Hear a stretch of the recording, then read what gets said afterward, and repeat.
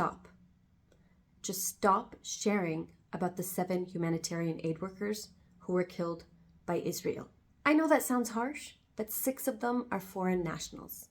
These aren't like the 40,000 Palestinians who have been murdered, or even the 203 Palestinian aid workers who have also been murdered.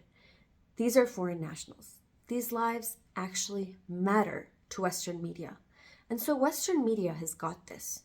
Instead, what we should be focusing on is understanding why Israel would conduct these targeted strikes at this time. The World Central Kitchen has been operating in Gaza for the past 175 days with very precise coordination with the Israeli army. So why did they choose to conduct these targeted strikes now? And yes, these were planned, these were targeted, because not only did they target the first car that these aid workers were in, they also targeted the second and third cars that they tried to flee in.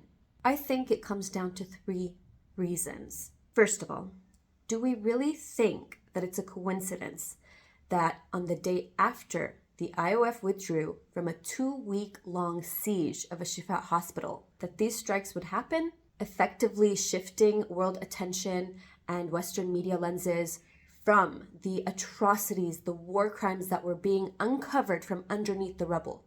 We're talking about children who were bulldozed over, women who were handcuffed and shot point blank, snipers that killed patients who starved to death. These crimes are unforgivable and unforgettable. That's why it's important not to fall for this and to continue to talk about the atrocities that happened in Al-Shifa hospital. 2, this is a continuation of Israel's sadistic policy of mass starvation of the Palestinian people. Just take a look at the consequences of these airstrikes. The World Central Kitchen has, of course, suspended all future operations.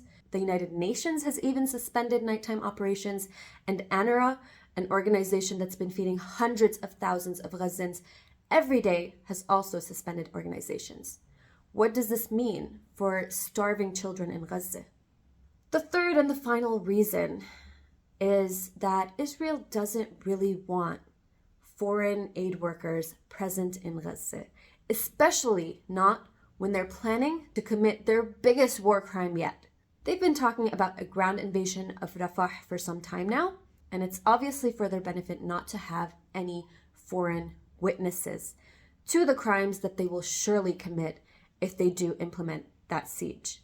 So yes, it was tragic that 6 foreign aid workers were murdered, and another Palestinian aid worker was also murdered. But it's so important for us to be critical in how we analyze these events and see why they happened and what they're leading up to.